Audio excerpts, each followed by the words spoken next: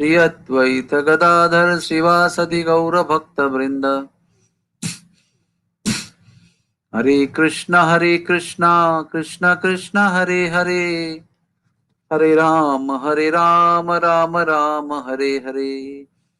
तप्त कांचन गौरांगी राधे वृंदावनेश्वरी, वृषभानुसुते देवी प्रणमामि हरिप्रिये। जय हो राधा रानी की जय हो। Next slide please, next slide.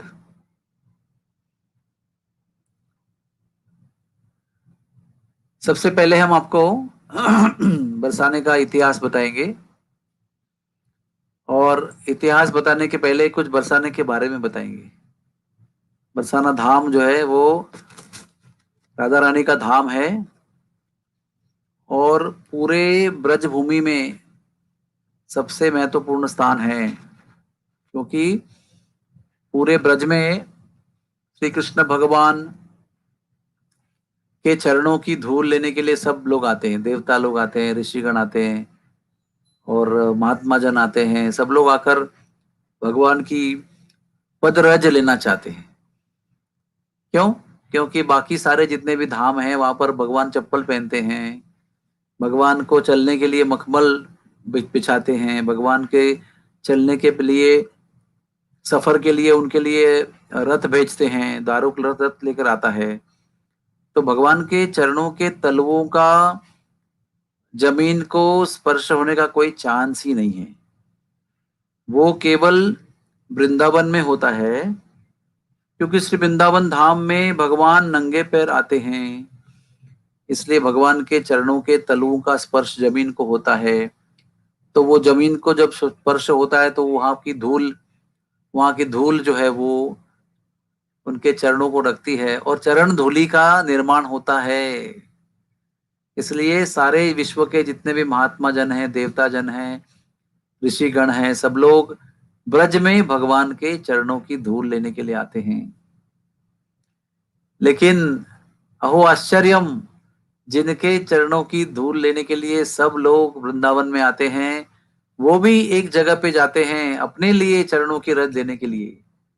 वो है बरसाना, क्योंकि वहां पर राधा रानी अपने पैरों में कोई चीज, जूता वता नहीं पहनने, न पहनने के स्थिति में वहां पर विहार करती रहती है। इसलिए उनके भी चरण के तलुओं का स्पर्श जमीन को होता है, वहां पर उनके चरणों की धूल का निर्माण होता है।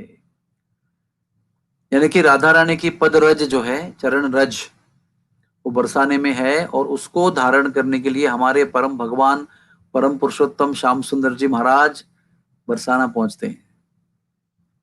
तो ये सब हम क्यों बता रहे हैं? क्योंकि बरसाने में जाने के पहले थोड़ा ना मन की तैयारी करना बहुत जरूरी है। बरसाना जाना आसान काम नहीं है। टिकट निकाला, बस का, ट्रेन का, रिक्शा का, प्राइवेट टैक्सी का, कमरा बुक कर लिया, तो बरसाना में प्रवेश होगा इसका कोई वादा नहीं है। बरसाने का प्रवेश भाव से होता है, और भगवान किस तरह बरसाने में प्रवेश करते हैं वो जानने से हमको पता चलेगा कि हमको प्रवेश कैसे करना है। भगवान स्वयं अपने भगवान के स्थिति को छोड़कर वहां आते हैं, मतलब अपने ऐश्वर्य को सब छोड़कर पीछे एक सामान्य व्यक्ति बनकर आते हैं। हमको भी बरसाना में जाने के पहले हमारा जो भी ऐश्वर्य है, जो पद है, जो अधिकार है, जो अहंकार है, वो सब छोड़ के जाना पड़ेगा, सब उतारना पड़ेगा। उसके बाद में भगवान सखी भाव यानी दास्यता का भाव लेकर बरसाने में प्रवेश करते हैं। इस भाव से प्रवेश नहीं करते कि मैं बॉस हूं, जगत का मालिक हूं, जगत नियंता हूं, हर एक पत्ता मेरे इच्छा के बिना हिलता नहीं है। इस भाव से वो वहां प्रवेश नहीं करते हैं। प्रवेश करते हैं तो दास दास अनुदास भाव से प्रवेश करते हैं, उसको सखी भाव कहते हैं। तो हमें भी वो उधर नियंत्रक, कंट्रोलर, अधिकारी बनकर प्रवेश नहीं करना है। हमको एक सामान्य व्यक्ति और सेवक बनकर वहां प्रवेश करना है। उसके आगे जाकर देखिए कैसे प्रवेश करना है। हमको देख सोचना है कि ये सोचना है कि हम यहाँ पर भिक्षुक हैं। भिक्षुक का मतलब क्या है? जो भिक्षा मांगते हैं। भिक्षा कौन मांगता है? जिसके पास कुछ नहीं रहता है। तो आपको उस स्थिति में जाना पड़ेगा मन की, कि मेरे पास कुछ नहीं है, राधा रानी के सामने मेरे पास कुछ नहीं है। तो प्रेम, भक्ति, सेवा की भिक्षा मांगने के लिए हम वहां जाते हैं। उसके बाद में संत लोग बताते हैं कि अरे रजोगुण तमोगुण को छोड़ के आया करो भाई। बरसाने में शहर का रजोगुण तमोगुण लेकर मत आना। वो गंधर्वों का भी ऐसा ही गड़बड़ हो गया था। गंधर्वों को एक बार ब्रज में प्रवेश मिला, तो भगवान को देख रहे थे, भगवान वहां सबकी जूठन खा रहे थे। तो गंधर्वों को लगा अरे ये भगवान है क्या, ये सबकी जूठन खाते हैं, ये कैसे भगवान है? क्योंकि वो अपने गंधर्व लोक के ऐश्वर्य को छोड़कर नहीं आए थे, उसी को लेकर आए थे। तो ऐश्वर्य के साथ में भगवान को देख रहे हैं, तो उनको भगवान की असलियत जो है वो पता नहीं चल रहा है। उसी तरह से शहर का स्वभाव और शहर का कंडीशनिंग लेकर बरसाने जाएंगे, तो बरसाने में कुछ भी समझ में नहीं आएगा। सब लगेगा ये तो झूठ है, या तो लगेगा ये सही नहीं है, ऐसा लगेगा आपको। तो सरल मन बहुत जरूरी है, जो कपट रहित है, वासना रहित है, लोभ रहित है। ऐसे ही सरल हृदय से बरसाना के अंदर प्रवेश मिलता है। और एक बात ध्यान रखना, भगवान स्वयं परम पुरुषोत्तम होने के बाद भी भगवान वहां पर एक सखी बनकर प्रवेश करते हैं। एक है सखी भाव, सेवक भाव, और एक है सखी वेश, यानी सखी ही बनकर जाते हैं। एक पुरुष के लिए एक स्त्री बनना इतना आसान काम नहीं है। तो भगवान तो एक सामान्य पुरुष नहीं है, वो परम पुरुषोत्तम है। वो फिर भी वो बिना संकोच वहां पर एक स्त्री का वेश धारण करके प्रवेश करते हैं। बहुत कुछ करते हैं भगवान बरसाने में आने के लिए, याद रखना इस बात को। बरसाने के लिए आने के लिए बाहर शांति चाहिए मुझे। भगवान बरसाने में प्रवेश करने के लिए बहुत कुछ त्याग करते हैं, और वो भी ऐसा नहीं जोर जबरदस्ती, प्रेम से त्याग करते हैं, दिल से त्याग करते हैं, चाहते हुए करते हैं, स्वेच्छा से करते हैं। तो ये सब हमारी क्वालिफिकेशन है। हाँ, मैं डॉक्टर हूँ, मैं पैसे वाला हूँ, मैं सुंदर हूँ, मैं जवान हूँ, ये सोचकर प्रवेश करेंगे तो बरसाने के अंदर वास्तविक रूप में आत्मा के स्तर पर प्रवेश नहीं मिलेगा। और ये बरसाना जो है, इसमें भगवान की कुछ विशेष भक्ति पहुंच सकते हैं। बाकी लोग दर्शन करके चले जाते हैं, प्रवेश बहुत कम लोगों को मिलता है। तो खैर, अभी ये इतनी बातें काफी आपके लिए बरसाने के महात्म्य को समझने के लिए। तो यहाँ पर इतिहास ऐसा है कि 3 महासतियां थी पितरों के लोक में, और वो वैकुंठ गई भगवान को मिलने के लिए। तो उन्होंने ना 4 कुमारों को वहां पर जो गेट पर थे, उनको दंडवत नहीं किया। तो उन्होंने शाप दे दिया, आप पृथ्वी पर जाओगी और मानसी मानवी जन्म लोगी। उतने में विष्णु बाहर आए, बोले अरे ये तो शाप नहीं है, तो मेरी इच्छा थी कि आप पृथ्वी पर जाएं। तो बोले क्यों जाए पृथ्वी पर हम वैकुंठ छोड़कर? तो भगवान विष्णु कहते हैं कि वहां पर मेरी 3 महासतियों का जन्म होने वाला है, पार्वती, सीता और राधा रानी। इनको मुझे पृथ्वी पर प्रवेश दिलाना है आपके माध्यम से, तो आप तीनों उनकी माताएं बनेगी। तो तब समझ में आया कि भगवान की कोई दिव्य इच्छा है। तो ये उन पृथ्वी पर जन्म हुआ इनका। एक बनी पार्वती की माता मेनका, और पार्वती को जन्म दिया। एक बनी सुनैना, जिन्होंने सीता को जन्म दिया जनक महाराज की पत्नी बनकर। और एक बनी कलावती, और कलावती ने आगे जाकर राधा रानी को जन्म दिया अगले जन्म में। लेकिन आगे की कहानी सुनिए। कलावती का विवाह सुचंद्र से हुआ। सुचंद्र कलावती ने मिलकर 12,000 साल तपस्या किया।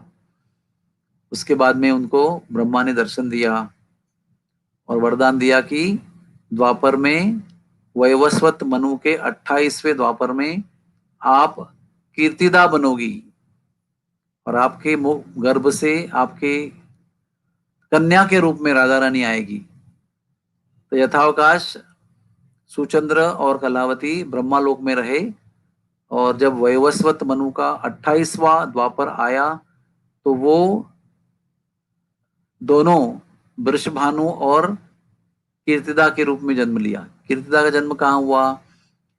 मुखारा गांव में इंदुसेन गोप और मुखारा देवी के कन्या के रूप में कीर्तिदा का जन्म हुआ। और महीभानु के कुंजभानु के पुत्र महीभानु के 9 पुत्र हुए। उसमें से बीच वाले पुत्र सूर्य के अवतार थे, उनका नाम था वृषभानु महाराज। वो सुचंद्र के अवतार थे। इनका विवाह हुआ सुचंद्र और कलावती का, कीर्तिदा का, और उनको आगे जाकर राधा रानी की पुत्री के रूप में प्राप्ति हुई। ये एक इतिहास है। दूसरा इतिहास है राजा दिलीप जो था, रघुवंश में था वो, मतलब सूर्यवंश में 2 वंश होते हैं, सूर्यवंश और चंद्रवंश। सूर्यवंश में प्रभु रामचंद्र हुए थे, चंद्रवंश में राधा रानी भगवान कृष्ण का जन्म हुआ था। और उसी सूर्यवंश में जहां प्रभु रामचंद्र हुए हैं, उसी वंश में राधा रानी का आगे जाकर जन्म हुआ। तो वो सूर्यवंश में राजा दिलीप थे, वो एक बार स्वर्ग में गए थे। उन्होंने वहां पर कामधेनु गाय को प्रणाम नहीं किया। तो कामधेनु को प्रणाम नहीं करने से क्या हुआ? कामधेनु को प्रणाम नहीं करने से शाप लग गया उनको। कामधेनु ने शाप नहीं दिया, कामधेनु का अपराध हुआ, इसलिए देवताओं की तरह शाप प्राप्त हुआ कि उसको पुत्र नहीं होगा। उसको पता नहीं था, वो तो ऐसे ही ध्यान नहीं था उनको। बहुत देर तक पुत्र नहीं हुआ तो जो सूर्यवंश के गुरु हैं वशिष्ठ मुनि, उनके भी गुरु थे, उनको पूछा क्या महाराज जी मुझे पुत्र क्यों नहीं हो रहा है? तो उन्होंने ध्यान किया, तो उस ध्यान में उनको पता चला कि उन्होंने गाय का अपराध किया है, कामधेनु का अपराध किया है। तो उन्होंने कहा कि तुमको कामधेनु का अपराध करने की वजह से शाप लग गया है, तुमको अभी कामधेनु की सेवा करनी होगी। लेकिन कामधेनु अभी पृथ्वी लोक पर नहीं है, वो स्वर्ग लोक में है। कामधेनु की कन्या नंदिनी मेरे पास है, उसकी आप सेवा करके उस संतुष्ट करोगे तो फिर आप कामधेनु को अपराध से मुक्त हो जाओगे। उसके बाद क्या हुआ? कामधेनु की कन्या नंदिनी की गौ भक्त दिलीप ने बहुत सेवा की। आखिर में नंदिनी ने उनकी परीक्षा लेनी चाहिए। तो क्या परीक्षा लिया? एक शेर को भेजा जो नंदिनी को खाने जा रहा था। तो उस समय राजा दिलीप ने देखा और शेर को रोक लिया और कहा तुम मुझे खा जाओ, गाय को मत खाओ। तो शेर ने बोला एक इस जानवर के लिए इतना तुम राजा की कीमती जिंदगी क्यों बर्बाद कर रहे हो? तो राजा ने कहा राजा तो दूसरा हो सकता है, लेकिन गाय जो है वो वैदिक संस्कृति का आधार है। 7 तत्व जो है वैदिक संस्कृति के, उसमें मूल तत्व जो है वो गाय है। गाय के ऊपर ब्राह्मण, ब्राह्मण के ऊपर वेद, वेद के ऊपर सती स्त्री, उसके ऊपर पुरुषों का भार, समाज का भार अवलंबित है। तो इसलिए राजा दूसरा आ सकता है लेकिन गाय को नहीं मार सकते हैं। अच्छा, इतना तुम्हें गाय पर श्रद्धा है तो मरने को तैयार हो जाओ, ऐसे करके राजा को बोला। तो राजा ने गर्दन नीचे की और शेर आकाश में छलांग लगाई। और आकाश में छलांग लगाने के बाद जब जो नीचे गिरने का समय आया तो वो शेर का रूपांतर फूलों की माला में हुआ और वो माला राजा दिलीप के गले में पड़ी और भगवान शिव जी वहां प्रकट हो गए। उन्होंने कहा कि वो शेर मैं था, तुम्हारी परीक्षा लेने के लिए निष्ठा की, मैं शेर बनकर आया था। तुम अब तुम्हारी परीक्षा में, कसौटी में पूरे पास हो चुके हो, अब तुम्हें पुत्र होगा। तो उनके पुत्र के रूप में उनका पुत्र हुआ। उसी वंश में आगे जाकर रघु जी का जन्म हुआ, रघु महाराज का, जिनको हम कहते हैं ना रघुकुल नंदन प्रभु रामचंद्र। रघुकुल की जहां रीत चली आई, प्राण जाई पर वचन जाई, ये जो रघुकुल का वर्णन है वो राजा रघु का जन्म हुआ इसी वंश में। और रघु के आगे जाकर प्रभु रामचंद्र का जन्म हुआ। फिर उसकी वंश में आगे जाकर अभय कर्ण जी का जन्म हुआ। अभय कर्ण जी ने रशंग राजा को जन्म दिया और फिर रशंग राजा ने बरसाना ये राज्य के रूप में बसाया। और राज्य के रूप में बसाने के पश्चात आगे जाकर वृषभानु महाराज का जन्म हुआ और फिर राधा रानी का जन्म हुआ। ये दूसरा इतिहास हुआ। तीसरा इतिहास यह है कि ब्रह्मा विष्णु महेश ने एक बार कहा कि सबसे बड़ी सती कौन है?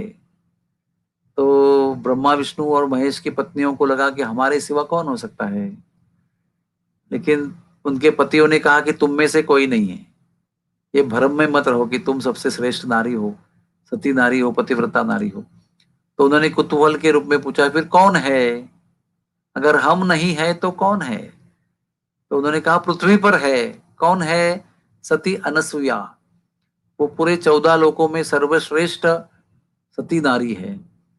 तो ईर्ष्या से नहीं, लेकिन अगर ये सत्य है तो अभी किसी को वो सत्य पता नहीं है कि सती अनसुईया सर्वश्रेष्ठ सती है।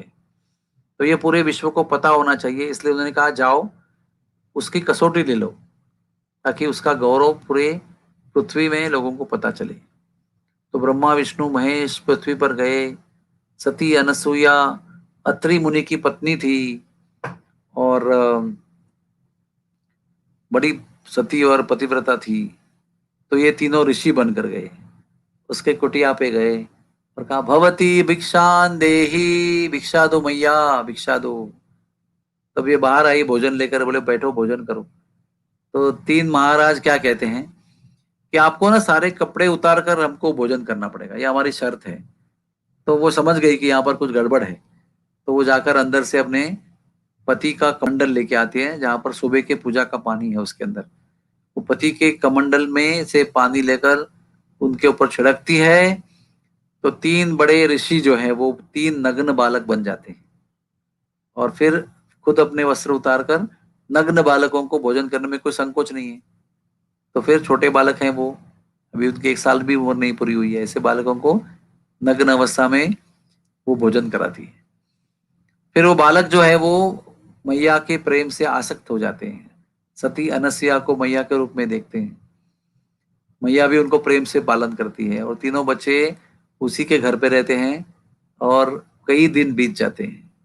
उधर स्वर्ग में ब्रह्मा विष्णु महेश की पत्नियां परेशान हो जाती है, नीचे उतर के आती हैं सीधे अत्रि मुनि का आश्रम में।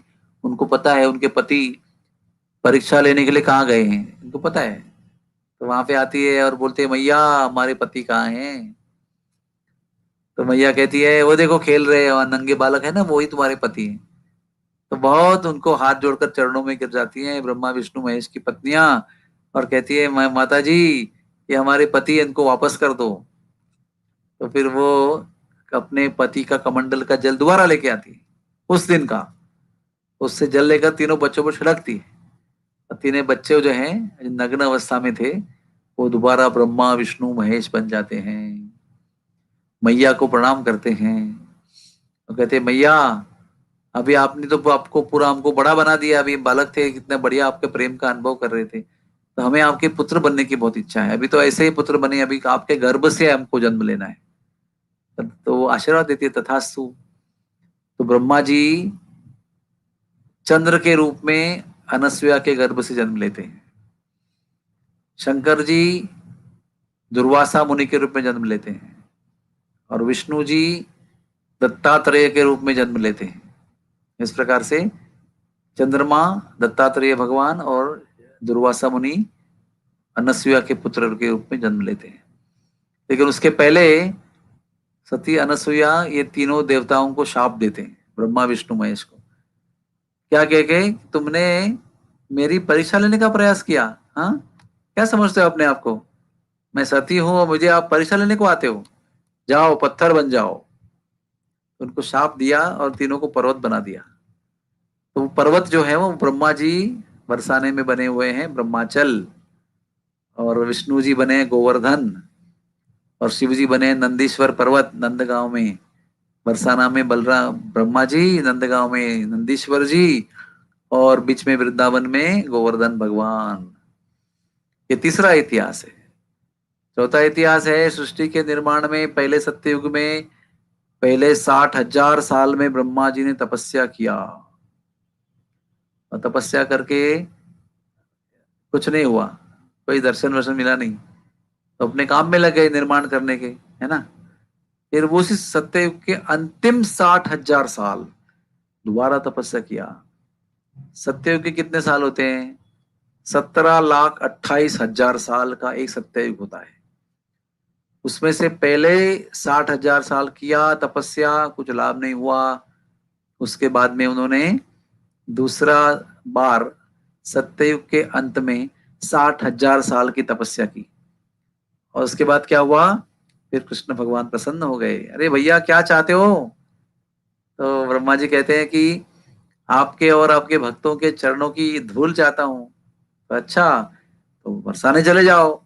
तो बरसाने जाके क्या करूं, इधर पत्थर बन जाओ, पर्वत बन जाओ, ममोपरी क्रीड़ा करिष्यसि, विश्वानुपुरम गत्वा, विश्वानुपुर में चले जाओ, वहां पर पर्वत बनो, आपके शीश के ऊपर हम अपने सखियों के साथ लीला करेंगे। इस तरह से ब्रह्मा जी की तपस्या ये बहुत महत्वपूर्ण कारण है, जिसके वजह से बरसाने में 4 सुंदर पर्वत हैं, भानुगढ़, दानगढ़, विलासगढ़ और मानगढ़। Next slide please. तो मैंने बताया ना आपको कि बरसाने में प्रवेश कैसे करना है, पहले बता दिया आपको कि कृष्णा वहां पर स्वयं रज लेने को आते हैं, कृष्ण वहां पर सखी बनकर आते हैं, कृष्णा भगवान वहां पर रस का आस्वादन लेने को आते हैं। कृष्ण रसराज हैं, लेकिन वो रस प्राप्त कहाँ होता है रसराज को? हाँ, आपके दुकान में बहुत बड़ी मिठाई, बहुत सुंदर मिठाई मिलती है, लेकिन आप कहाँ से लाते हो उसको? हाँ, आपके घर में बीवी बना के भेजते दुकान में बेचने के लिए। इस तरह से वर्ल्ड के लिए तो कृष्ण रसराज है, लेकिन वो रस कहाँ से लेते हैं, उनका सोर्स किधर है? वो सोर्स राधा रानी है। रस का निर्माण राधा रानी से होता है।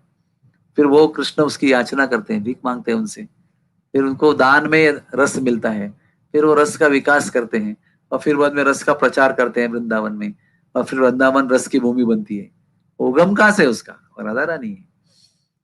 राधा रानी जब चलती है तो उनके चरणों के पहने हुए पैंजनिया से, नुपुर से वेद की ध्वनि निकलती है, वेद के स्वर निकलते हैं, वेद के श्लोक निकलते हैं, वेदों का निर्माण होता है। ऐसा है ये राधा रानी का चरण कमल। दूसरी बात यह है कि श्री कृष्ण भगवान के हृदय की संजीवनी है, वो श्री कृष्ण के जीवन को चलाने वाली शक्ति है वो। श्री कृष्ण उसके बिना अधूरे हैं, उनका जीवन नहीं चलता है राधा रानी के बिना। राधा रानी खड़ी होती है तो तेज प्राप्त होता है उनको, रस प्राप्त होता है, अर्थ प्राप्त होता है। और राधा रानी के विषय में कृष्ण क्या सोचते हैं, ये अभी हम जयदेव महाराज की, गोस्वामी की कथा से सुनने का प्रयास करते हैं। जयदेव गोस्वामी जो है वो 7वीं सदी में शायद उनका जन्म हुआ था। जगन्नाथपुरी में पद्मावती से उनकी शादी हुई थी। तो जगन्नाथ के आदेश से वो चंपाहाटी गए थे, नवद्वीप धाम में। वहां पर उनको गौरांग महाप्रभु का दर्शन हुआ था, और वहां पर उन्होंने गीत गोविंद का लेखन किया था। अभी देखिए, ये संत लोग जो हैं, जीव गोस्वामी है, सनातन गोस्वामी, रूप गोस्वामी है, तो ठाकुर जी से बात करते थे, ठाकुर जी से दृष्टांत करते थे, उनका दर्शन भी करते थे, उनको सदैव ठाकुर जी की लीलाओं का दर्शन होता था। तो वैसे ही जयदेव जी को दर्शन होता था रोज, और जो देखते थे उसको ही लिखते थे काव्य के रूप में। दर्शन कर रहे, एक दिन क्या कर रहे दर्शन के, राधा रानी रूठी हुई है, कृष्ण भगवान मना रहे हैं। हाँ, ये मैं क्यों बता रहा हूं कि कृष्ण बरसाने में आकर राधा रानी की कृपा और अनुग्रह और प्रेम प्राप्त करने के लिए क्या क्या नहीं करते, ये बताने के लिए आपको एक कथा बता रहा हूं। तो दर्शन में जयदेव गोस्वामी को दिखाई पड़ रहा है कि राधा रानी रूठी हुई है और कृष्ण उसको मना रहे हैं। तो मनाने के चक्र में पहले उनके सामने झुक जाते हैं, फिर भी वो मानती नहीं है, मतलब प्रणाम करते हैं, नहीं मानती है। फिर वो अपना मोर मुकुट, जो उनका एक आदर का स्थिति है ना, वो उनका एक स्वाभिमान है, वो मोर मुकुट, कोई भी मुकुट उतारना मतलब बड़े नम्रता की, शरणागति की बात है। तो मुकुट उतार के राधा रानी के श्री चरणों में अर्पण करते हैं कि भाई देखो, हमारा मुकुट आपके चरणों में धर दिया, हम आपके सेवक बन गए। फिर भी मन मान नहीं रही है वो। फिर क्या करते हैं, फिर वो मुकुट तो उतार के चरणों में रख ही दिया है, लेकिन वो सर भी पूरा चरणों में झुका देते हैं, मतलब चरणों को स्पर्श करते हैं सर का, अभी मान जाओ। फिर भी नहीं मानते। फिर उनके चरणों की धूल लेकर चरणों सर पे लगाते हैं, फिर भी नहीं मानती। फिर कृष्ण रोते हैं, और रोके रोके जो अश्रु प्रवाह हो रहा है, उस अश्रु प्रवाह से चरण धोते उनके, फिर भी नहीं मानते। कितने काम किए देखो आप। वो फिर उसके बाद में चरणों में लोट पोट हो जाते हैं। अब ये सब देख रहे हैं जयदेव जी महाराज, उनको ना लिखा नहीं जा रहे हैं। बोले अरे भगवान मेरे, क्या कर रहे हैं, ये मुमकिन नहीं है, ऐसा नहीं होना चाहिए। तो वो ना, उनका दिमाग जो है ना वो थक गया बेचारा। तो वो बोले, पद्मावती को बोले, पद्मावती तुम जरा खाना बनाओ, मैं जरा अभी दिमाग से परेशान हो गया हूँ, मैं जरा स्नान करके आता हूँ गंगा जी से। तो चंपाटी में गंगा जी में स्नान करने गए और तुरंत लौट के आए, तुरंत लौट के आए और बोले, पद्मावती बहुत भूख लग रही है।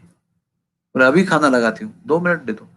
वो 2 मिनट में पद्मा, वो तो जयदेव जी थे, वो अंदर जाते हैं जहां पर वो लेखन का काम करते हैं, लिखने का काम, वहां जाते हैं और फिर लौट के बाहर आते हैं और वहां पर बोलते भोजन खिला दो, तो पद्मावती उनको भोजन खिलाती है, बड़े प्रेम से भोजन खाते हैं, बड़े चाव से खाते हैं, बड़े प्रेम से खाते हैं। और फिर कहते हैं मैं अभी जाता हूँ, अभी दोबारा आता हूँ लौट के। और जाते ही तुरंत लौट के आते हैं और कह रहे हैं, पद्मावती जी बहुत भूख लग रही है, अरे खाना खिलाओ। तो बोले, अरे स्वामी आप तो अभी अभी खा के गए थे। मैं क्या बात कर रही हो, कब से मैं नदी किनारे बैठा हूँ, दिमाग मेरा परेशान हो गया है और मैं ठंडा करने का प्रयास कर रहा हूँ मेरे दिमाग को, और फिर अभी थोड़ा सा अच्छा लगा है, लौट के आया हूँ तो भूख लग रही है, भोजन कराओ। मैं कभी आया यहाँ पर, मैं तो आया ही नहीं, मैं जब से गया हूँ तब से मैं लौट के आया ही नहीं। तो पत्नी को बड़ा आश्चर्य हुआ, पति क्या कर रहे हैं, समझ में नहीं आ रहा है कुछ, कुछ समझ में नहीं आ रहा है उनको, पति क्या ऐसे बोल रहे हैं। तो फिर वो कहती है कि आप बताओ क्या क्या किया मैंने। तो पत्नी कहती है कि देखो आप आए जल्दी जल्दी में और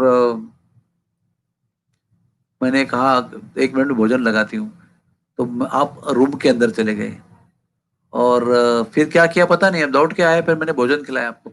तो ये दौड़ के रूम के अंदर गए देखने के लिए अंदर क्या हुआ। तो क्या देखते हैं, जो श्लोक उन्होंने अधूरा छोड़ दिया था कि कृष्ण भगवान राधा रानी के चरणों में अपने सर को झुकाकर चरणों को स्पर्श कर रहे हैं, ये श्लोक जयदेव जी के हस्ताक्षर से अलग सुंदर हस्ताक्षर में, मोतियों जैसे हस्ताक्षर में पूर्ण कर दिया गया था, जो जयदेव जी लिख नहीं पा रहे थे। इसका मतलब स्वयं भगवान ने आकर ये खुद लिखा, जी हाँ मैं राधा रानी के चरणों में झुकता हूं, मैं मेरा मुकुट चरणों में रखता हूं, मैं मेरे नेत्रों के अश्रुओं से उनके चरणों को धोता हूं, मैं उनके चरणों में लोटपोट हो जाता हूं। ये सब सत्य है, इसमें आपको लिखने में कोई संकोच नहीं होना चाहिए। आपको संकोच हुआ, मैंने आकर खुद लिख लिया और बता दिया कि भाई मैं ये करता हूं सब कुछ। मतलब भगवान इतने नम्र है ना, उनको संकोच नहीं है कि मैं इतना बड़ा वैकुंठेश्वर, गोलोकेश्वर श्री कृष्ण भगवान, ईश्वर परम कृष्णा, सच्चिदानंद विग्रह, और मैं यहाँ पर आकर एक गोपी के चरणों में अपने आप को झुका देता हूँ। ये उनको बताने में कोई शर्म नहीं है, कोई संकोच नहीं है। तो ये एक बरसाने का गौरव है। राधा रानी कौन है ये समझना बहुत जरूरी है, इसलिए मैंने आपको एक कहानी बताई। ये जयदेव जी के गीत गोविंद में इस लीला का सुंदर वर्णन है और उसके कुछ श्लोक स्वयं कृष्ण भगवान ने लिखे हैं, ये ध्यान रखना। Next slide please. और ये है श्री राधा का नाम, पिछला स्लाइड दिखा था, ये है श्री राधा का नाम। ये सबसे बड़ा अलंकार है और ये सबसे बड़ा विग्रह है और इसका श्रृंगार किया जा रहा है। Next slide please. और ये है वो बाबा, इनका नाम था रासेश्वरी दास। इनको राधे बाबा भी लिख के बोलते थे, इनको कीर्तनीय बाबा भी बोलते थे। इन्होंने पूरे ब्रज में सभी दीवालों पर, सभी पेड़ों पर श्री राधा का नाम लिखा है और राधा के नाम को ही वो डीटी मानते थे, विग्रह मानते थे और उसी का रंगों के माध्यम से श्रृंगार करते थे। घंटों घंटों बहकर एक नाम लिखा करते थे। इतना सुंदर कलर कॉम्बिनेशन उन्होंने पूरे ब्रज में बनाए हैं। अभी पिछले साल में उनका देहांत हो गया और वो हमारे बरसाने के अस्पताल में भी आते थे और वहां पर भी उन्होंने कीर्तन किया है। हमारे भक्ति वेदांत अस्पताल मुंबई में जो श्रीवास ठाकुर प्रभु हैं, इन्होंने भी उनको ब्रश और कुछ पेंट भेंट में दिए थे। और हमारी एक गुरु बहन है निकुंज बिहारिणी माता जी, उनके घर में भी उन्होंने माधुकरी पाई है। तो हमारा उनका बहुत विशेष संबंध रहा है। अभी तो उनके जाने के पश्चात तो अपने अपने जरूरत के अनुसार सब लोग पेंटिंग करते हैं, अपने दीवार पर व्हाइट वॉश कर देते हैं, तो इन्होंने लिखे हुए नाम सब मिट जा रहे हैं। लेकिन हमने प्रयत्न पूर्वक भक्ति वेदांत हॉस्पिस के दीवार पर पेंट किए हुए नाम बहुत संभाल के रखे हैं, क्योंकि अभी उनके जैसा नाम लिखने वाला कोई व्यक्ति नहीं है। उनके एक शिष्य हैं, वो भी नाम लिख रहे हैं राधा रानी का, लेकिन वो बात नहीं है जो राधे बाबा के लिखने में थी। तो हम राधे बाबा को प्रणाम करते हैं कि ऐसे महान विभूति जिन्होंने पूरा जीवन हमारा जो है वो राधा रानी के नाम पत्ते पत्ते पर, डाली डाली पर लिखने के लिए अपना जीवन उन्होंने खर्च किया। ऐसे महान संत को हम प्रणाम करते हैं और आगे बढ़ते हैं। अगले स्लाइड में जाइए। ये दूसरा नाम है, देखिए पहले वाले में सफेद रंग था, इसमें दूसरे रंग है। ऐसे कई प्रकार के विचित्र रंगों का श्रृंगार करते थे वो राधा रानी के नाम का। श्री राधा, राधा कृष्ण, जय श्री राधे, ये सब लिखते थे। पूरा ब्रज में लिखा है उन्होंने। अभी धीरे धीरे उनके बाद मिट जाएगा वो, क्योंकि कलयुग है, लिखने वाला गया तो बाकी सब मिटा देंगे, उसको व्हाइट वॉश कर देंगे, पेंटिंग कर देंगे। तो राधा नाम को प्रणाम कीजिए। राधा नाम की महिमा कैसी है थोड़ी सुन लीजिए। राधा नाम बड़ा सुखदाई, राधा नाम बड़ा सुखदाई। इस राधा नाम का उच्चारण करते हैं श्री कृष्ण भगवान पीछे पीछे दौड़ के आते हैं। राधा के पीछे कृष्ण स्वयं तेरे द्वार पे दौड़े आएंगे। तू सिमरन कर राधे राधे, तेरे कष्ट सभी मिट जाएंगे। रा का उच्चारण करते ही सब कष्ट मिट जाते हैं। धा का उच्चारण करते ही धावत्यैव ससंभ्रम, भ्रमित होकर कृष्ण भगवान उस भक्त के पीछे भागते हैं। धावत्यैव ससंभ्रम, ससंभ्रमित होकर उस भक्त के पीछे भागते हैं जो राधा रानी का नाम उच्चारण कर रहा है। इसलिए हम हरे कृष्ण बोलते हैं, केवल कृष्ण नहीं बोलते हैं। हरे क्या है ये? हरा, राधा रानी का और एक नाम है हरा। वो सबका हृदय, खास करके कृष्ण का हृदय चुरा लेती है। हरा, हरा शक्ति जो है वो साक्षात कृष्ण के हृदय को भी चुराने वाली शक्ति है। उसको हरे कहकर हम पुकारते हैं, राधे हरे। क्यों? क्योंकि वैसे तो कृष्ण का नाम पुकारेंगे तो कृष्ण आपको देखेंगे, इसका कोई भरोसा नहीं है। राधे को पुकारेंगे तो देखेंगे भाई कौन राधा रानी को पुकार रहा है। तो आप राधे को पुकारेंगे, उनका ध्यान आकर्षित करेंगे, फिर उनको पुकारेंगे, फिर वो सुनेंगे। तो इसलिए ये हमारा ट्रिक है। हरे कृष्णा बोलेंगे तो जरूर आपको देखेंगे वो।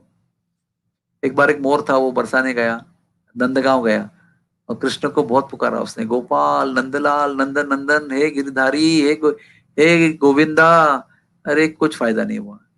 सब पुकार पुकार के थक गया, रोया बहुत बेचारा, निराश होकर लौट के आया। तो किसी नंदगांव के ब्रजवासी ने कहा कि भैया निराश मत हो जाओ, तुम राधा रानी के धाम में जाओ बरसाना में, और उसको पुकारो, वो कुछ उपाय करेगी। तो गया बेचारा, तो मोर, और उसने राधे राधे की टेर लगाई। तुरंत राधा रानी आई, गोद में लिया, प्रेम किया, और रोने लगा मोर। तो राधा रानी ने कहा भाई क्यों रो रहे हो? तो राधा रानी को मोर कहता है कि मैं नंदगांव गया था, बहुत पुकारा, कोई रिस्पॉन्स नहीं आया, इसलिए दुखी हूं मैं, कैसे उनको बुलाऊं मैं?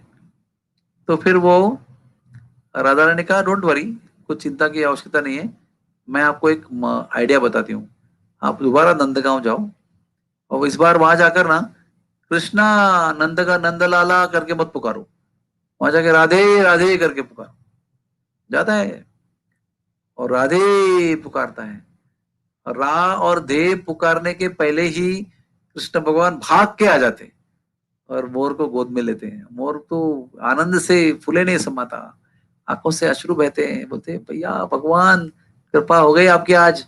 तो उसमें वो आनंद में उसके पंख झड़ने लगते हैं, तो उनका पंख उठा के भगवान सर पे लगाते हैं, और तब से मोर पंख धारण करना शुरू किया उन्होंने।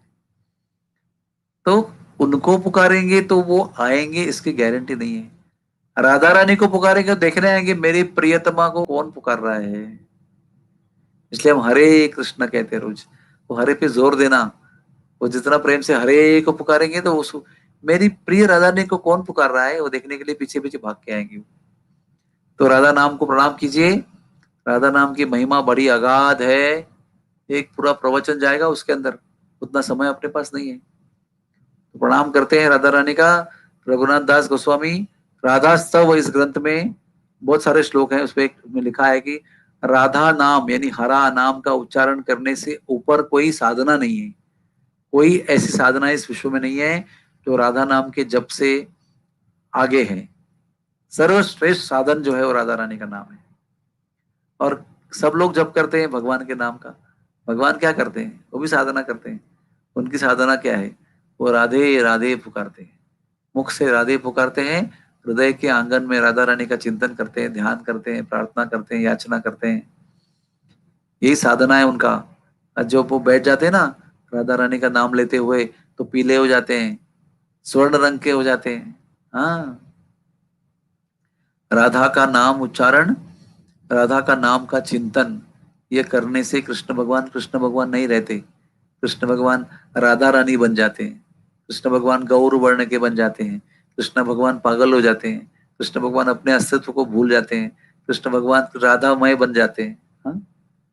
ये राधा नाम की महिमा है। जैसे राम का नाम लेकर सारे पत्थर तैर गए थे ना, और राम नाम की महिमा है। राम से भी बढ़कर है वो महिमा। वैसे राधा नाम को लेते हुए कृष्ण कृष्ण नहीं बचते, कृष्ण राधा बन जाते हैं। यही महिमा है राधा नाम की, इतनी शक्ति है उस नाम के अंदर। तो हम भी रोज पुकारते हैं हरे कृष्णा, रोज पुकारते रहिए, प्रेम से पुकारिए। हाँ, राधा रानी को पुकारिए, कृष्ण को पुकारने के हेतु प्रेम से पुकारिए, इसलिए ध्यान पूर्वक पुकारिए। क्या ब्रेकफास्ट में है, क्या लंच में, ये सोचकर नहीं पुकारना उनको, हृदय से पुकारना। फिर कृष्ण आपके पास ही आके पास आगे पीछे दौड़ते रहेंगे। राधा रानी के पीछे कृष्ण स्वयं तेरे द्वार पे दौड़ के आएंगे।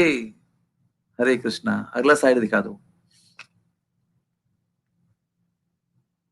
परंपरा वाणी, हाँ, ये राधा रानी का चित्रपट है, बड़ी दयालु राधा रानी है। नेक्स्ट स्लाइड दिखा दो। देखो, और एक महिमा सुनो। ये राधा रानी केवल रहती नहीं वहां पर, कृष्ण की गुरु है वो। कृष्ण कहते हैं वो मुरली मनोहर है, हाँ? बंसीधारी है। मुरली मनोहर की मुरली सुनकर दुनिया पागल हो जाती है, इतनी मुरली उनकी पावरफुल है। पत्थर पिघल जाते हैं, गाय पागल हो जाती है, चंद्रमा उल्टा घूमने लगता है, जमुना जी उल्टी घूमने लगती है। हाँ, कितने बड़े चमत्कार होते हैं देखो आप। तो नाम तो बड़ा उनका है मुरलीधारी के रूप में, लेकिन मुरली सिखाई किसने?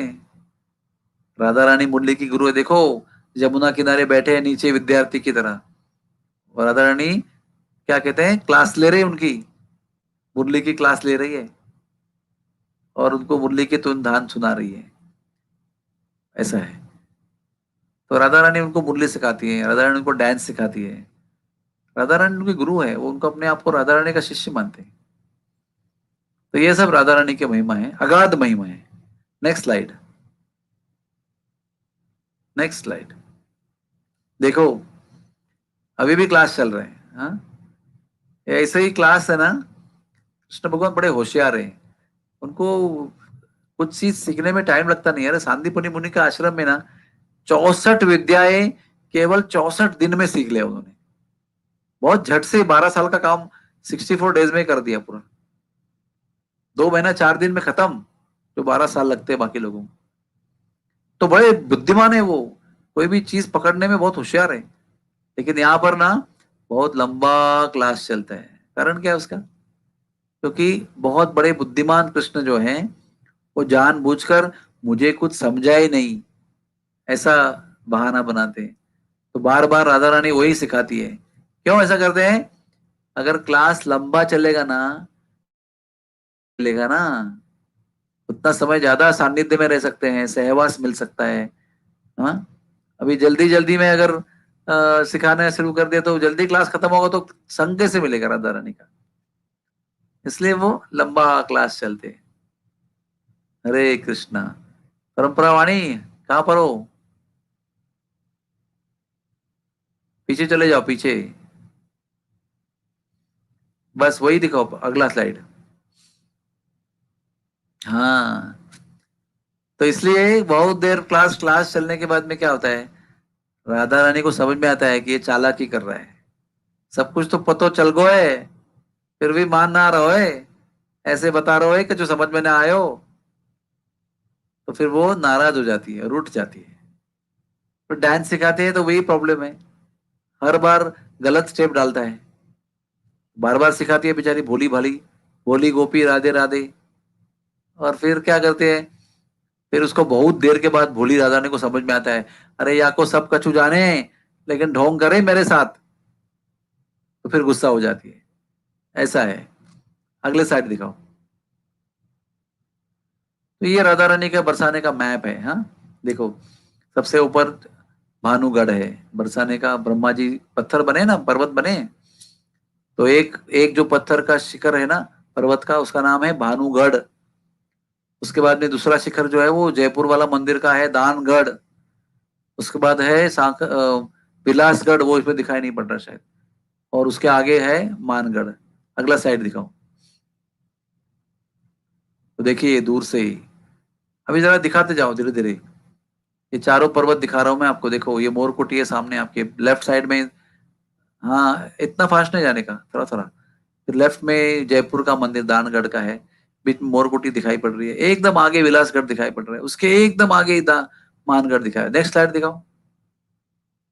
देखो अभी सामने आपको दिखा रहा हूँ क्लोजअप में, ये मोरकुटी है, उसके पीछे जो सफेद रंग की बिल्डिंग है वो विलासगढ़ है।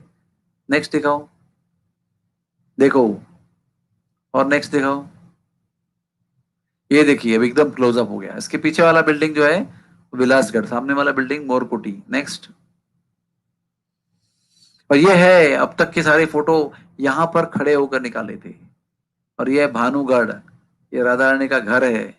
इस घर में वो अपने पिताजी वृषभानु महाराज और माताजी कीर्ति मैया, बड़े भैया श्रीदामा जी, छोटी बहन अनंग मंजरी बहन जी, उनके साथ ये 5 लोग रहते सब लोग।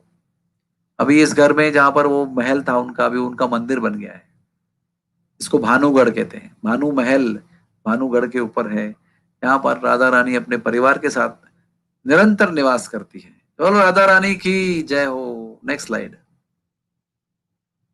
अभी हमको आपको हम 4 पहाड़ एकदम पास में से दिखाएंगे। सबसे पहला ये है भानुगढ़। दूसरा दिखाइए, ये है दानगढ़ का मंदिर, जयपुर का मंदिर राधा कुशल बिहारी जी का। तीसरा दिखाइए, यह है विलासगढ़, तीसरा असर, तीसरा पर्वत। चौथा दिखाइए, यह है मानगढ़, यहाँ पर राधा मान बिहारी लाल विहार करते हैं। नेक्स्ट दिखाइए, यह है मोरकुटी। ये ब्रह्मा जी के 4 सर में नहीं आते, ये 4 जो है वो मैंने बता दिया आपको। ये बीच में और एक चोटी है जिसको कहते हैं मोरकुटी। अगले स्लाइड दिखाइए। देखिए राधा रानी के मंदिर का सूर्यास्त के समय दर्शन कर लीजिए, इतना सुंदर दर्शन है। अगला दिखाइए, वापस दिखाइए अगला वाला। हाँ नेक्स्ट दिखाइए, नेक्स्ट। हाँ ये है बरसाना धाम। बोलो बरसाना धाम की जय हो। श्री बरसानो धाम, जय जय श्री राधे। श्री बरसानो धाम, जय जय श्री राधे। श्री राधे जय श्री राधे। श्री राधे जय श्री राधे। देखो ये गांव है बरसाना, एक बड़ा सा कमल है, उसके बीच का हिस्सा जो है वो बरसाना है राधा रानी का। उस कमल के अनंत पंखुड़ियां हैं। उसके पहले 8 पंखुड़ियां जो हैं वो 8 गांव हैं, जिसमें ललिता विशाखा आदि 8 सखियां रहती हैं। ललिता विशाखा आदि उनकी परम प्रिय सखियां हैं। जो एक एक गांव में, ऊंचा गांव में ललिता देवी, सुनेरा गांव में सुदेवी, हाँ ऐसे अलग अलग, डबारा गांव में रंग देवी, अलग अलग गोपियां अपने अपने गांव में निवास करती हैं। लेकिन यहाँ पर जो पूरा क्षेत्र है बरसाना और 8 गांवों का, कौन जन्म लेता है यहाँ पर, कौन क्वालिफाइड है यहाँ पर रहने के लिए? यहाँ पर रहने के लिए वो जीव क्वालिफाइड है, वो जीव योग्य हैं जो राधा रानी को प्रिय हैं, राधा रानी की सेवा कर चुके हैं, राधा रानी के भक्तों की सेवा कर चुके हैं। मोस्ट इंपॉर्टेंट क्या है, राधा रानी के प्रियजनों की जो सेवा करता है वो यहाँ पर जन्म लेता है। और यहाँ पर जन्म लेने का अर्थ क्या है? अर्थ यह है कि दोबारा जन्म नहीं लेना है, नहीं मिलेगा, यहीं से जाना है भगवत धाम। और यहाँ पर रह के अगर कोई अपराध कर लिया तो दोबारा यहीं जन्म लेना है, कुत्ता बिल्ली बंदर सुअर बनकर भी आना यही है। एक बार यहाँ जन्म लिया, दोबारा और कहीं जन्म नहीं होता है। दोबारा जन्म होना है तो भी यही होगा, और यहीं से गौलोक धाम जाएंगे। ये महिमा है।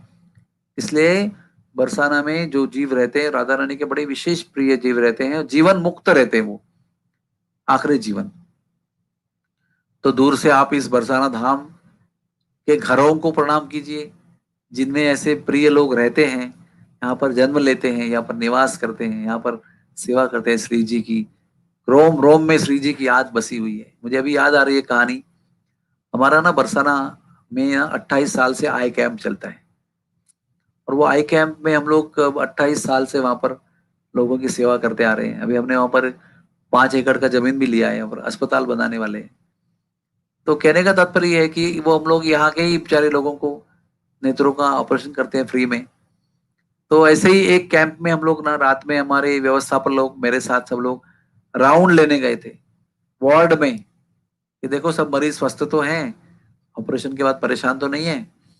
तो हम गए थे तो रात का एक बज रहा था, तो सब लोग रजाई ओढ़कर, ठंड का समय था, ओढ़कर सो रहे थे। तो जोर जोर से राधे राधे ऐसे कुछ बिस्तर से आवाज आ रही थी। तो हमने जाकर देखा, शायद ऑपरेशन के बाद में पीड़ा होगी, शायद सर दुखता होगा, उल्टी होती होगी, पता नहीं। तो हम लोग देखने गए बिस्तर के पास। तो बिस्तर के पास देखने गए, तो हमने वो उनका जो रजाई था ना, उसको थोड़ा ने उठाया, तो रजाई के अंदर ऑपरेशन किया हुआ मरीज बैंडेज लगाकर पूरा गहरा नींद सो रहा है, और गहरी नींद के अंदर राधे राधे पुकार रहा है। अगले वाले के पास गए, उसका भी रजाई उठाया, तो वो भी गहरी नींद सो रहा है, राधे राधे नींद में पुकार रहा है। आप सोच सकते हैं, अरे हम लोग तो जगे हुए जप करते वक्त सोते हैं, और ये लोग सो रहे हैं तो नींद में जप कर रहे हैं। कितना फर्क है। कहाँ तक हमको जाना है, हमारी मंजिल बहुत दूर है अभी। हम लोगों को जप में भी बार बार कोई चिमटा निकाल के कभी कुछ टक टक करके उठाना पड़ता है। भाई उठो, जब का समय है, रात भर सोकर उठे हो, सुबह अभी फिर भी सो रहे हो। और यहाँ के लोग जो है वो गहरी नींद सो रहे हैं और राधा रानी का नाम जप कर रहे हैं। ये महिमा है इन लोगों की। इसलिए इनकी सेवा करना, यानी गुरु महाराज बताते हैं कि इनकी सेवा करना यानी राधा कृष्ण को प्रसन्न करना है। ये लोग अभी आशीर्वाद देंगे ना आपको, सेवा करने के बाद नेत्र दृष्टि मिल गई उनको, तो स्वयं राधा रानी आपको आशीर्वाद दे रही है, ऐसे गुरु जी बताते हैं। इनको प्रसन्न करो, इनको प्रसन्न करो, तो राधा रानी आपको आशीर्वाद देंगी उनके माध्यम से। और इनकी सेवा हो गई, प्रसन्न हो गए, उसी दिन राधा रानी आपकी सिफारिश कृष्ण भगवान से करेंगी। ये वादा है उनका। इसलिए हम लोग वहां पर 28 साल से जा रहे हैं, और आगे अस्पताल बनाने का उधर। कारण क्या है, हमने तो खूब सेवा कर लिया दिल भर के, लेकिन आने वाली पीढ़ियों को भी सेवा करने का मौका मिलना चाहिए ना। हमारे बच्चों को, उनके बच्चों को, उनके बच्चों को एक ऐसा प्लेटफॉर्म तैयार करना चाहिए जहां पर वो जाके सेवा करते रहेंगे, ब्रजवासियों को आशीर्वाद लेते रहेंगे, जीवन को धन्य करते रहेंगे। होना चाहिए कि नहीं।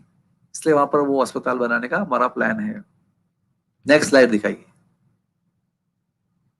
तभी हम जरा प्रणाम करते हैं। ओम क्लौम वृषभानु पूर्व अधिबनपतये राधा कृष्णाय स्वधाहा राधाय सम्मितं कृष्णं ब्रह्म पर्वत संस्थितं वंदे प्रदक्षिणा सांग राधा रानी नमोस्तुते।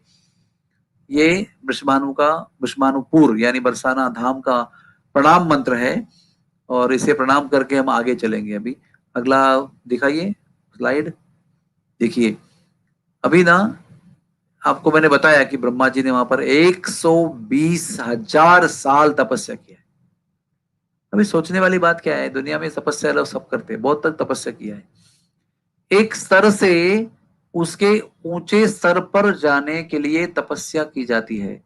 तपस्या कभी भी आगे बढ़ने के लिए, तरक्की करने के लिए, प्रगति करने के लिए की जाती है। तपस्या कभी भी ऊंचे पद से नीचे उतरने के लिए नहीं करते हम लोग। अभी एमबीबीएस हो गया तो और एक तपस्या करते हैं और एक एग्जाम देते हैं। क्यों? को एमडी करना है। एमडी हो गया और एक एग्जाम देते हैं, तपस्या, क्योंकि आगे का सुपर स्पेशलाइजेशन करना है। तो हर एक कष्ट, हर एक पीड़ा, हर एक तपस्या क्यों करते हैं हम लोग? हम लोग आगे बढ़ने के लिए करते हैं, पीछे आने के लिए नहीं करते। लेकिन ये ऐसे ब्रह्मा जी एक ही जीव हैं, उनके साथ में और एक जीव हैं उद्धव। ये दोनों सर्वोच्च पद पर थे भक्ति के। भगवान के सबसे पहले पुत्र जो है वो ब्रह्मा जी है।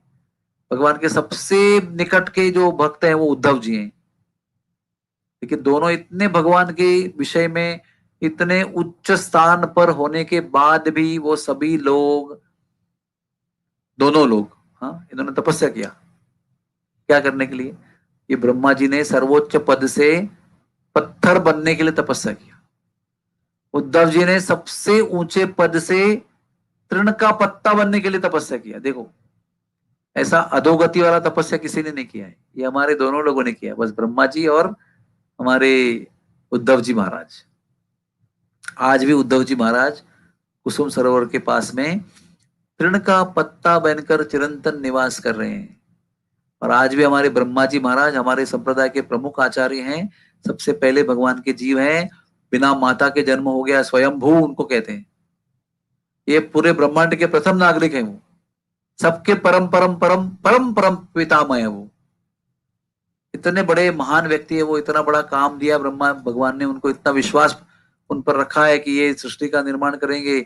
चार मुख वाले, चार दिशा वाले ब्रह्मांड में सेवा करते हैं ये, तो इनको पहला वंदन करना जरूरी है। क्यों? क्योंकि राधा रानी का महल तो पहाड़ के ऊपर है, और पहाड़ मतलब क्या है, इनका सर है, उधर दर्शन करना है, इन पे सर पर पांव रखा जाना होगा ना। कैसे जाएंगे? हमारे आचार्य हमारे गुरु जी के सर पे पांव रखेंगे क्या? वो तो हमारे गुरु जी हैं, हमारे गुरु जी के गुरु जी, गुरु जी के गुरु जी, आगे आगे बढ़ते बढ़ते जाएंगे, सबसे लास्ट में ब्रह्मा जी आते हैं, उसके बाद में कृष्ण आते हैं। प्रथम आचार्य हमारे संप्रदाय के हैं। हिम्मत है क्या आपकी उनके सर पर पांव रखने की? लेकिन उनके ऊपर ही पर्वत है, उधर ही ऊपर भगवान के राधा रानी का मंदिर है, तो चढ़ना तो पड़ेगा ही। इसलिए सबसे पहले हम आगे स्लाइड दिखाई। हाँ, सबसे पहले हम प्रार्थना करेंगे, एक भी सीढ़ी पर चढ़ने के पहले, हे ब्रह्मा जी माफ करना, हम आपके ऊपर चढ़ने वाले हैं। हम आपको वादा करते हैं राधा रानी के दर्शन करने के लिए, उनकी सेवा करने के लिए आगे जाएंगे हम। कोई ऊपर जाकर इंद्रिय भोग नहीं करेंगे, कोई लस्सी नहीं पियेंगे, पकौड़ा नहीं खाएंगे ऊपर जाकर, और सब कुछ मिलता है ऊपर, हम लोग नहीं खाएंगे उसको। क्यों? क्योंकि इंद्रियों का भोग करने के लिए हम ऊपर नहीं जा रहे हैं। प्यास लगे तो जल पियेंगे, लेकिन लस्सी नहीं पियेंगे, क्योंकि हमारा एक तो पाप हम कर रहे हैं, आपके सर पे पांव रख के जा रहे हैं। इसलिए इतना तो वादा करना जरूरी है कि हम आपकी सेवा करने के लिए राधा रानी की, और दर्शन करने मात्र के लिए जा रहे हैं। और एक नम्र बनकर एक तृण से भी अधिक नम्र बने, ऐसी कामना कर रहे हैं। जैसे आप देखो इतने बड़े होने पर भी पत्थर बने, हम भी प्रार्थना करते हैं कि हम भी नम्र बने। और हमारा सारा बड़ा अहंकार है, हम डॉक्टर हैं, ये फलाना है, इधर अधिकारी हैं, ये सब टोपियां उतार के जाएंगे हम। कोई नहीं हम, हाँ, ममई वांछो जीवलोके जीवभूत सनातन, बस आपके आपके चरणों के दास हैं हम, भगवान के अंश हैं हम, कुछ नहीं। और हम बाकी सब झूठ है, हम केवल एक ही याद रख के जा रहे हैं कि हम आपके सेवक हैं। या हाँ, और आप हमें मदद करना हमारे गर्व को उतारने के लिए, हम तो बड़े गर्विष्ठ हैं, बड़े अहंकारी व्यक्ति हैं, आप जरा मदद करना हमको, ऐसे प्रार्थना करेंगे ब्रह्मा जी से। और पहले सीढ़ी चढ़ने के समय ही उनके चरणों को उधर हाथ लगाएंगे ऐसे, महाराज जी, ब्रह्मा जी महाराज माफ कीजिए हमको, हम आप पर चढ़ के अभी ऊपर जाएंगे, कृपा करके हमको क्षमा करना और हमारी प्रार्थना स्वीकार करना, आशीर्वाद देना। अगली साइड दिखाना। अभी हम चढ़ के ऊपर आ गए, है ना। और वो जो ब्रह्मा जी का मूर्ति दिखाया ना, वो भी इधर ऊपर है, इसके पहले है। एक बार जरा दिखाएंगे ब्रह्मा जी का मूर्ति, देखिए। ये नहीं, पीछे जाओ, पीछे। हाँ, इनको वंदन कीजिए। ये मूर्ति है ना, ऊपर है, सीढ़ियां चढ़ने के बाद ऊपर मिलेगी, पहले आपको इनका दर्शन होगा। इनको प्रणाम कीजिए, आशीर्वाद लीजिए इनका। इनके नीचे राधा रानी के चरण चिन्ह का दर्शन है, वो भी लीजिए। इनके पहले कामधेनु का दर्शन है, वो भी कीजिए। अभी आगे जाइए, अभी आगे जाएंगे तो आप राधा रानी के मंदिर के नीचे वाले स्तर पे पहुंच गए, क्योंकि आपके सामने यहाँ पर ना एक संगे मरवर का मंदिर है, ऊपर राधा रानी का मंदिर है, नीचे देखो ये व्हाइट रंग का मंदिर है ना। अगले नेक्स्ट साइड दिखाई, देखिए पास में से एकदम। हाँ, ये रेड स्टैंड में नहीं बना हुआ है, पूरा मंदिर जो है लाल रंग के पत्थर में बना है, ये मार्बल में बना हुआ है। इसको कहते हैं छतरी, संगे मरवर की छतरी। ये मंदिर के अंदर राधा रानी साल में 3 बार आती है, और 3 बार कौन से दिन में आती है? पहला दिन है हरियाली तीज, दूसरा दिन है होली, और तीसरा दिन है राधा अष्टमी। ये 3 दिन के शाम के समय 4:30 के पास पास राधा रानी जो है वो स्वयं अपना निजी स्थान छोड़कर श्याम सुंदर के साथ में इस छतरी में विराजमान होती है। और इस छतरी में जब विराजमान होती है संध्या आरती के आसपास, तो हर हर दिन ऊपर आदमी लोग यानी गोस्वामी लोग उनका पूजन करते हैं। लेकिन इस दिन जब वो नीचे आती हैं, जब इस जगह पर आती है, तो पुरुष उनकी पूजा नहीं करते। गोस्वामी को जो कन्या है वो उनकी पूजा करती है। जब पुरुष लोग ऊपर पूजा करते हैं उसको आरती कहते हैं, आरती। और जब नीचे लड़कियां पूजन करती हैं तो उसको आरता कहते हैं। तो जब गोस्वामी की कन्याएं आरता करती है तो फिर उनको ऊपर ले जाते हैं। ऐसा इनका बहुत बड़ा महिमा है। सब लोग बड़े नजदीक से इनका दर्शन कर सकते हैं। जब ये 3 दिन में, वर्षाल में 3 दिन नीचे आती हैं, तो कहते हैं कि सभी प्रकार के लोग, जो जाति से ब्राह्मण भी नहीं हो, जाट हो या गुजरी हो, वो सब प्रकार के लोग यहाँ पर आकर राधा रानी का पूजन कर सकते हैं जब वो नीचे आती हैं। तो इस बड़े पवित्र स्थान को आप प्रणाम कीजिए और राधा रानी का आशीर्वाद मांगिए। और उसके बाजू में आपको सीढ़ी दिखाई पड़ रही है ना, सीढ़ी, देखो लोग चढ़ रहे हैं, वहां से अभी हम चढ़ेंगे। अगला दिखाओ स्लाइड। देखो यहाँ पर हम चढ़ेंगे अभी और वो दरवाजे से अंदर जाएंगे, फिर लेफ्ट टर्न लेंगे और अगला दिखाइए, और आगे चढ़कर लेफ्ट टर्न लेंगे, हम यहाँ पर आ जाएंगे। ये राधा रानी के श्री मंदिर का जगमोहन मंडप है। इसके आगे और एक लेवल है, यहाँ पर लोग चढ़कर जाएंगे। देखो आगे आगे जरा दिखाओ, नेक्स्ट स्लाइड। देखो ये सीढ़ियां जो है ना, वो चढ़ के अभी पीछे आ जाओ। देखिए ये जहाँ लोग खड़े हैं वो एक स्तर है, फिर सीढ़ियां ऊपर को ऊपर जाएंगे तो और एक स्तर है, उसके आगे राधा रानी है। नेक्स्ट स्लाइड दिखाओ, नेक्स्ट स्लाइड दिखाओ। देखो राधा रानी की जय, महारानी की जय, बोलो बरसाने वाली की जय जय जय। ये हमारे ठाकुर जी महाराज यहाँ पर सखी बनकर खड़े। देखो ये बड़ी चुनरी ओढ़ी ना पीछे, ये कृष्ण के लिए है, और छोटी चुनरी राधा रानी को ओढ़ के रखी हुई है। तो ये जुगल जोड़ी का दर्शन बहुत सुंदर है। यहाँ पर मेन मंदिर का दर्शन करने के लिए देवता लोग आते हैं, भक्त लोग आते हैं। कहते हैं साल में 9 करोड़ लोग यहाँ पर आते हैं, राधाष्टमी होली सब मिलकर। लेकिन एक बात बड़ी इंपॉर्टेंट है समझने वाली, कि ये सभी चीजों में कुछ ही लोगों को सेवा मिलती है। 9 करोड़ आकर चले जाते हैं, दर्शन करते हैं, दान देते चले जाते हैं, लेकिन थोड़े लोगों को वहां पर सेवा मिलती है। बड़े भाग्यवान जीव है। अगला स्लाइड दिखा दो। देखो अभी ये बाहर आए हुए हैं, सिंहासन पर बैठे हुए हैं, राधा रानी और श्याम सुंदर जी महाराज। नेक्स्ट दिखाओ, नेक्स्ट दिखा दो, नेक्स्ट। हाँ देख लो भैया, सब लोग देख लो, राधा रानी के विग्रह का चरण चिन्ह, चरणों का दर्शन मिल रहा है आपको। इस साल के राधाष्टमी का अभिषेक का चित्रपट है ये। देखो दही गिरा हुआ है पैर पे, पैर के ऊपर दही के बिंदु हैं। हाँ धोती पर भी बिंदु दही के दिख रहे हैं आपको। ये इस साल के राधा रानी के राधाष्टमी के अभिषेक का दर्शन है। इन चरणों का दर्शन करो। अरे मन याद करो, मन याद करो राधा रानी के चरण, महारानी के चरण। देखो अगला साइड दिखा दो। देखो अभी मुख कमल को देखो राधा रानी के, वंदन करो। बहुत दुर्लभ दर्शन है ये, 35 साल के बाद में इतने जार जा रहे हैं, पहली बार दर्शन हुआ है, कोरोना के बीच में हुआ है। देखो कितने भाग्य की बात है। अगले स्लाइड दिखाइए। नम प्रियायै राधायै ब्रह्मणो वरदायिने, सर्वे सर्वेष्ट फल रम्याय राधा कृष्णाय मूर्तये। राधा रानी के आगे खड़े होकर ये मूर्त को, मंत्र को जप करना है आपको। हे राधा रानी, आपने ब्रह्मा जी को वरदान दिया, हमारा भी प्रणाम स्वीकार कीजिए, हमें भी वरदान दीजिए। सर्व फल, सर्व प्रकार की इच्छाओं की पूर्ति यहाँ पर होती है। नेक्स्ट स्लाइड दिखाइए। आरती लीजिए राधा रानी के मंदिर की। अगला स्लाइड दिखाइए। दूसरी बार आरती लीजिए, ले लो। राधा रानी का दरबार में आइए आप। हाँ राधा रानी के दरबार में दुख दर्द मिटाए जाते हैं। लाडली अद्भुत नजारा तेरे बरसाने में है, अरे बेसहारों का सहारा तेरे बरसाने में है। अगली स्लाइड दिखाओ, नेक्स्ट। हाँ देखिए अभी आप मंदिर से बाहर निकले, और नेक्स्ट स्लाइड दिखाओ। आगे जाएंगे तो ये स्थान पे आएंगे। ये स्थान क्या है? राधा रानी का विग्रह जो आपने देखा ना, वो कृष्ण के जो ग्रेट ग्रैंडसन है वज्रनाभ, उन्होंने बनाया था। यथावकाश वो विग्रह जो है श्याम सुंदर जी का, राधा रानी का, वो लुप्त हो गया पहाड़ के नीचे। फिर 400 साल पहले नारद मुनि ने अवतार लिया ऊंचा गांव में, जिनका नाम है नारायण भट्ट गोस्वामी, और उन्होंने, उनके स्वप्न में राधा रानी आई और बताया, वो हाथ पकड़ के इस जगह पर लेके आई, ये पेड़ के पास लेके आई और बोला कि इसके नीचे मैं हूं दबी हुई, मुझे इसको निकालो बाहर।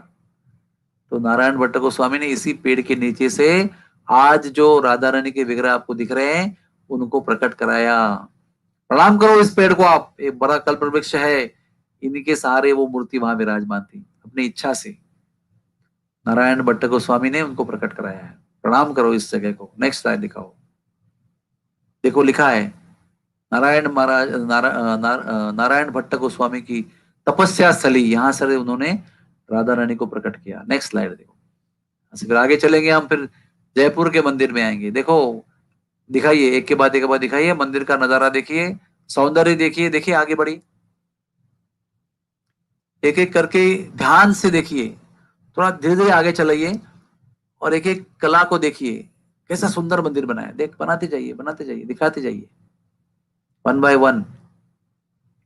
नेक्स्ट देखो कितना सुंदर महल बनाया है, देखो, दिखाओ, देखो कितना सुंदर काम किया है, बहुत सुंदर महीन काम किया है, बहुत गर्म है।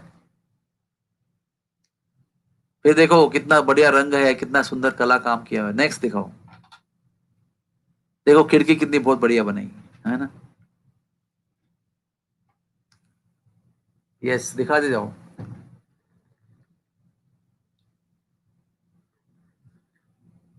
बस यहाँ रोको। अभी ये जो महाराज जी हैं सवाई माधो सिंह, इन्होंने इस मंदिर को बनाया।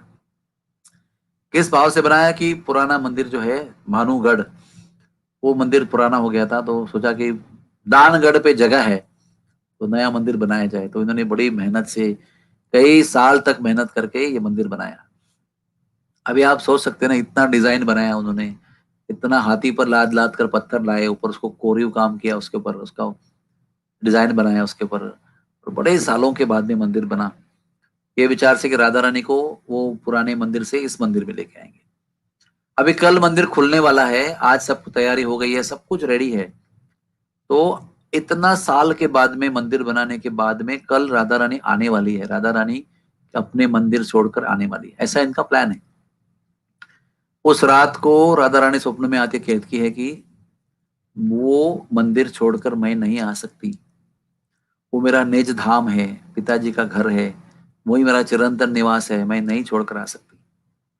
हम लोग होते तो कहते हैं पहले क्यों नहीं बताया, इतना साल मेहनत किया, अभी आप बोल रहे हो, अगर पहले बोलते तो मैं मंदिर बनाता नहीं। लेकिन उन्होंने मंदिर बनाया था किस लिए? राधा रानी के आनंद के लिए। स्वप्न में बता पता चला कि राधा रानी का आनंद वही रहने में है, तो वही मुझे चाहिए, आप जहां पर भी खुश हो वही मेरी खुशी है।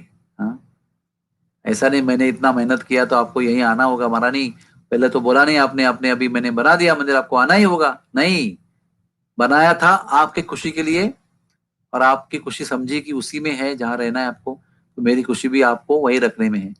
वहां राधा रानी अपने मंदिर में रही, इन्होंने अपना विग्रह बनाया दूसरा, राधा कुशल बिहारी, और लगाया। क्या सीखना है हमको यहाँ से? सीखना यही है कि जो भी करना है उनके खुशी के लिए करना है, अपना स्वार्थ को सिद्ध करने के लिए नहीं करना है। जितना भी मेहनत करेंगे ना, कुछ व्यर्थ नहीं होता है, क्योंकि अल्टीमेटली समसिद्धिर हरितोषणम, समसिद्धिर राधा तोषणम।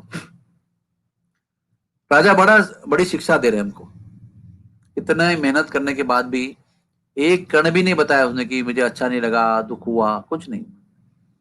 राधा रानी ने अपना निर्णय लिया, इन्होंने भी उसको एग्री किया, राधा रानी की इच्छा को अपना इच्छा माना, और ये सुंदर भव्य मंदिर बनाया। आज भी यह भव्य मंदिर हमको दिखाता है कि सेवा कैसे निस्वार्थ भाव से करना चाहिए, सेवा कैसे केवल राधा कृष्ण के आनंद के लिए करना चाहिए, अपना खुद का स्वार्थ, खुद का एजेंडा नहीं होना चाहिए उसके अंदर। ये इनको देखकर हम लोग सीखते हैं, इसलिए इनको प्रणाम करते हैं हाथ जोड़कर। ऐसा त्याग, ऐसा निस्वार्थ सेवा हमारे लिए आदर्श है। नेक्स्ट स्लाइड दिखा दो।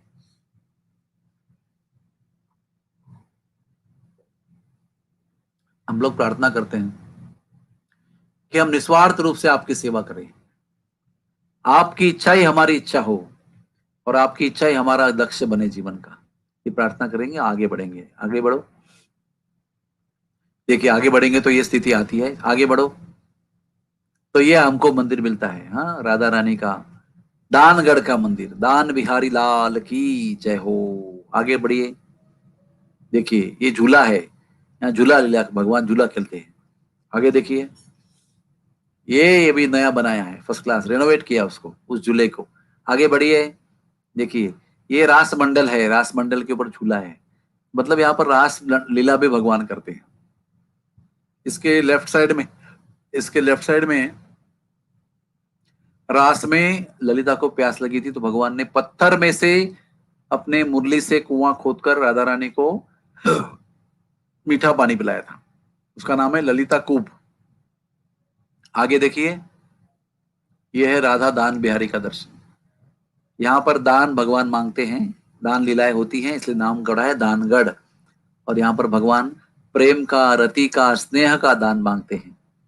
यहाँ पर भगवान ने ब्राह्मण को राधा रानी के सभी अलंकारों का दान दिया था। राधा रानी के वजन के सारे अलंकार उन्होंने उस ब्राह्मण को दान दिए थे, जो उनको भिक्षा मांगने के लिए आया था। तो उन्होंने राधा रानी का वजन किया था और सभी सखियों ने अपने अलंकार डाले थे, फिर भी वो इक्वल नहीं हुआ, तो तुलसी पत्र रखा तो इक्वल हुआ। तो सारे गहने उतार कर उस ब्राह्मण को दान दिए थे। ऐसी बहुत सारी सुंदर सुंदर दानगढ़ की लीलाएं हैं। दान की लीला है, रास लीला है और झूला लीला है। इसको प्रणाम करते हुए आगे बढ़ते हम। यहाँ पर क्या प्रार्थना करेंगे दानगढ़ में, कि मैं यहाँ पर, हम प्रेम और सेवा की भिक्षा मांगते हैं। हम ये भी प्रार्थना करते हैं कि हमें कभी भी कृष्ण के लिए धन मांगने में कोई शर्म नहीं होनी चाहिए। जैसे हम लोग अभी लोगों से दान मांग रहे हैं, क्यों? हमने जगह लिया है 5 एकड़ का, वहां पर हमको राधा रानी का अस्पताल बनाना है, तो हमको संकोच नहीं करना चाहिए मांगने के लिए। हाँ, खुद के लिए नहीं मांग रहे हैं, कृष्ण की सेवा के लिए दान मांगने के लिए कभी संकोच नहीं होना चाहिए। और क्या प्रार्थना करेंगे, आपकी दान लीलाएं हमारे हृदय में सदा स्फुरित रहे, सदा हमको याद आती रहे, हमारे हृदय के आंगन में वो लीलाओं का दर्शन होता रहे। ऐसी हम प्रार्थना करके आगे बढ़ेंगे। नेक्स्ट स्लाइड दिखाओ। देखो, आगे बढ़ेंगे तो ये रास्ता है, पर्वत के ऊपर बना हुआ है।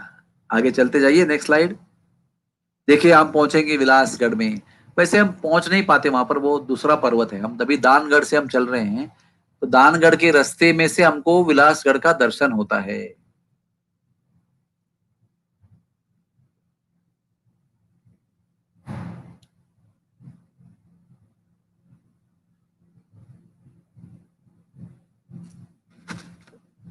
तो देखिए, यहाँ पर ये विलासगढ़ है, यहाँ पर अभी अभी रास्ता बना हुआ है, लेकिन पगडंडी नहीं है, पैदल जाने का रास्ता नहीं है।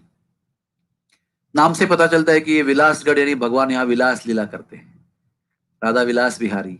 आगे जाइए। देखो, रास मंडल है ये। आगे जाइए, ये बड़ा रास मंडल आएगा। देखो, यहाँ पर भी रास लीला करते हैं, झूला खेलते हैं। यहाँ पर एक बार राधा रानी रानी बनी थी, दरबार बनाया गया था। ललिता देवी मंत्री बनी थी, विशाखा देवी ने चमर चमर डुलाया था, और राधा रानी को रानी बनाया तो एक चोर को पकड़ के लेके आए थे। वो चोर कौन है आपको पता ही है, उस चोर का मुकदमा चलाया गया था। फिर राधा रानी ने दया से उस चोर को छोड़ दिया था। ये लीला भी यहाँ पर हुई है, लेकिन खास रूप से झूला लीला, रास लीला, प्रेम लीला, हास्य परिहास लीला, परस्पर श्रृंगार लीला, ये सब लीलाएं विलासगढ़ में संपन्न होती है। तो हम विलासगढ़ को, एक और नाम है विष्णु पर्वत, क्योंकि विलासगढ़ जो है थोड़ा गहरे रंग का है, बाकी 3 पर्वत जो है वो लाइट रंग के हैं, उनको राधा पर्वत कहा गया है। विलासगढ़ को विष्णु पर्वत कहा गया है। और विष्णु पर्वत और दानगढ़ के बीच में जो रास्ता बनता है उसको सांकरी कोर कहते हैं। आगे देखिए, विलास रूपिणे तुभ्यम नमः कृष्णायते नमः सखी वर्गरो सुप्ताय क्रीड़ा विमल दर्शिने। हे विलासगढ़, आप राधा कृष्ण को बड़ा आनंद देते हो, हम आपको प्रणाम करते हैं। आगे बढ़िए, फिर आगे चलते हैं और आगे बढ़िए। फिर देखो, हम आगे बढ़िए, हाँ, फिर हम मान मंदिर के नीचे आते हैं। ये मान मंदिर की सीढ़ियां हैं, आगे बढ़िए। ये चौथा गढ़ है। हाँ, देखिए, यहाँ से हम आगे बढ़ रहे हैं, आगे बढ़िए बढ़िए बढ़िए बढ़िए, चढ़ के जाएंगे राधा मान बिहारी के महल में। आगे बढ़िए, प्रवेश द्वार के पास में आएंगे, फिर अंदर चले जाएंगे और दर्शन करेंगे राधा मान बिहारी लाल का। राधा मान बिहारी लाल की जय हो। ये जो गढ़ है ना, मानगढ़, ये बहुत कठिन है चीज। हाँ, यहाँ पर जो लीला चलती है ना, वो समझना मुश्किल है जरा। मैंने आपको पहले ही लीला बता दिया जयदेव गोस्वामी के बहाने कि क्या क्या चलता है यहाँ पर। अरे परम पुरुषोत्तम, लीला पुरुषोत्तम श्री कृष्ण भगवान, जिनके इच्छा के बगैर एक पत्ता भी नहीं हिलता, इतने बड़े नियंत्रक है वो, इतने बड़े कंट्रोलर है।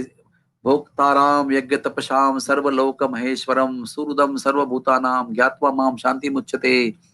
ऐसे परम भगवान श्री कृष्ण जो है ना, यहाँ पर आकर हाथ जोड़कर गिड़गिड़ाते रोते।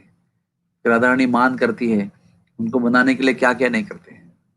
बहुत सुंदर लीला है यहाँ पर। राधा रानी को क्रोध आया था, मान किया था उन्होंने, उनको रिझाने के लिए भगवान कृष्ण मोर बने थे। कई बार मोर बने हैं, कई प्रकार के मोर बने हैं, मोर का भेष बनाया है, खुद मोर बन के आए हैं, कई बार नृत्य किया है। हाँ, और थोड़ा सा मान के विषय में चर्चा करेंगे। मान जो है ना, वो हमारा होता है क्रोध, राधा रानी करती है मान। हमारा क्रोध स्वार्थ के ऊपर आधारित होता है, राधा रानी का मान कृष्ण के आनंद में आधारित होता है। कृष्ण का आनंद और सुख बढ़ाने के लिए राधा रानी मान करती है, रूठ जाती है, और उसको मनाने में प्रेम की वृद्धि होती है। इसलिए कोई स्वार्थ के हेतु राधा रानी मान नहीं करती है, कृष्ण को रिझाने के लिए करती है। यहाँ पर एक शिला है अंदर, जहाँ पर राधा रानी रूठ जाती है, रूठ कर बैठ जाती है। फिर ललिता, कृष्णा, विशाखा सब लोग मिलकर कृष्ण के साथ उनको मनाने का प्रयास करते हैं, फिर नहीं मानती है। फिर कृष्ण मोर बन जाते हैं, मोर बनकर नाचते हैं। हाँ, आगे दिखाइए। और फिर वो कृष्ण राधा रानी मान छोड़ देती है। तो हम प्रणाम करते हैं मान मंदिर को। देव गंधर्व रम्याय राधा मान विधायिने मान मंदिर संज्ञाय नमस्ते रत्न भूमये। राधा रानी ने यहाँ पर मान लीला किया। देव गंधर्व भी यहाँ पर आकर अपने आप को सुख पाते हैं, और इसलिए नाम पड़ा है मान मंदिर। इसको रत्न भूमि भी कहा गया है, रत्नों से भरी भूमि है, राधा रानी के मान के ऐश्वर्य से संपृक्त है, और यहाँ की लीला बड़ी उत्कट है। कृष्ण भगवान भी यहाँ पर बड़ी अजीब लीला करते हैं। हाँ? नेक्स्ट स्लाइड दिखा दो।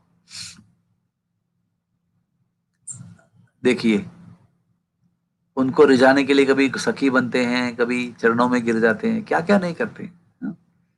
अलग अलग रूप लेकर आते हैं उनको मनाने। देखो, राधा रानी को मनाया जा रहा है, नहीं मान रही है। ये राधा रानी के विग्रह में है, वहां पर राधा रानी के विग्रह के पास ही चित्रपट है। मूल पहले मूर्ति तो बाद में आई। ये चित्रपट वहां था जब राधानाथ महाराज जी 71 में वहां पर विराजमान थे। हाँ, यहीं पर रहे थे 6 महीने के लिए। आगे आगे दिखाइए। देखो, चरणों में गिरकर सेवा कर रहे हैं। नेक्स्ट स्लाइड दिखाइए।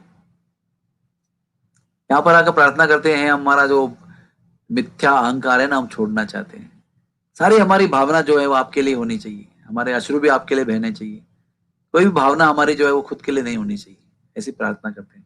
और आपकी सेवा करते करते हमारा मान भी, हमारा जो सम्मान भी नष्ट हो गया ना, कुचल दिया गया हमको, तो भी चलेगा। आपको आपका बनना है हमको, बस उसमें हमारी भावनाओं का चकनाचूर भी हो जाए तो चलेगा, लेकिन आपका बनना है। हमें आपका बना लीजिए, अपना बना लीजिए। नेक्स्ट। और ये मोर कुटी यहाँ पर भगवान ने मोर बनकर नाच किया था। देखो आगे दिखाओ, देखो और दिखाओ आगे। देखो यहाँ पर कृष्ण भगवान और राधा रानी दोनों मोर बनकर नाच कर रहे हैं। आगे दिखाओ, देखो कितना सुंदर मोर बनकर नाच रहे हैं, है ना। फिर आगे दिखाओ। ये यहाँ की लीला है। यहाँ पर भगवान चित्र विचित्र रूप में मोर बनकर नृत्य करते हैं। कभी खुद मोर बन के आते हैं, राधा रानी मोरनी बनकर आती है, कभी मोर का भेष बनाकर आते हैं। आगे दिखाओ। ये हमारे गुरु महाराज भी इसी रास्ते से आगे गए थे 1971 में, और यहाँ पर उनको बड़ा साक्षात्कार हुआ था। आगे दिखाओ। देखो, मान मंदिर का दर्शन करते हुए चले थे राधा रानी मंदिर से, इसी रास्ते पर उनको बड़े दिव्य साक्षात्कार हुए थे। आगे बढ़िए। देखो, प्रणाम कर रहे हैं महाराज जी, है ना, दंडवत प्रणाम कर रहे हैं राधा मान बिहारी लाल को। और इसी जगह पर 6 महीना रहे। नीचे जाकर मानपुर में माधुकरी किया, जल लेकर आया नीचे से। आगे देखिए।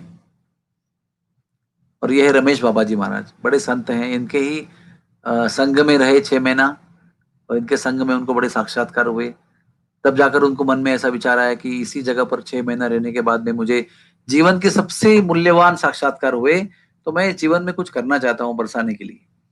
इसलिए उन्होंने हमें तुरंत ही सम्मति दिया था, परमिशन दिया था कि आप करो यहाँ पर कैंप, सेवा करो, क्योंकि उनके मन में वो ऋण था कि ये भूमि ने मुझे बहुत बड़े जीवन का साक्षात्कार दिया है, तो मैं कुछ देना चाहता हूँ मेरे तरफ से, कृतज्ञता का भाव, ग्रेटिट्यूड अर्पण करना चाहता हूँ। उसी का परिणाम हमारा बरसाना आई कैंप है, इसलिए हम हर साल वहां पर 28 साल से जा रहे हैं। अभी आगे जाकर अस्पताल बनाने का प्रयास कर रहे हैं। आगे जाइए। ये लक्ष्मी मैया है, ये वहां की ब्रजवासी है जहाँ पर हमारे महाराज जी माधुकरी क्या करते थे। और महाराज जी की कृपा से हम भी यहाँ पर मैया के हाथ से कई बार रोटी खा चुके हैं। यहीं पर हम रहते हैं, यहीं पर हमारा घर है। और महाराज जी कहते हैं कि इनके हाथ से रोटी पाना यानी आपका पुण्य जब फलित हो जाता है, राधा रानी प्रसन्न हो गए आपको, तो आपको लक्ष्मी मैया के हाथ से रोटी खाने मिलेगी। ये हमने महाराज जी के साथ यहीं बैठकर अनंत बार इनके हाथ के रोटी का पान किया है। इनको वंदन करके आगे बढ़ते हैं लक्ष्मी मैया को। Thank you very much.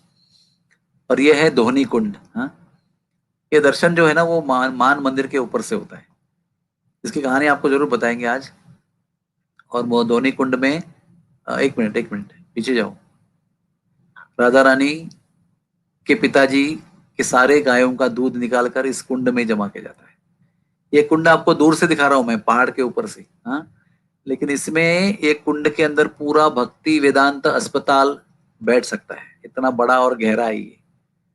और हम लोग तो 2 लीटर 4 लीटर का दूध लाते हैं घर पे, गर्म करते हैं, हमारा उतना ही कैपेसिटी है। कभी कोई संत लोग जो मेहमान आए तो 10 लीटर ले लेते हैं, लेकिन 12 लाख गायों का दूध निकाल कर यहाँ पर रखते हैं रोज।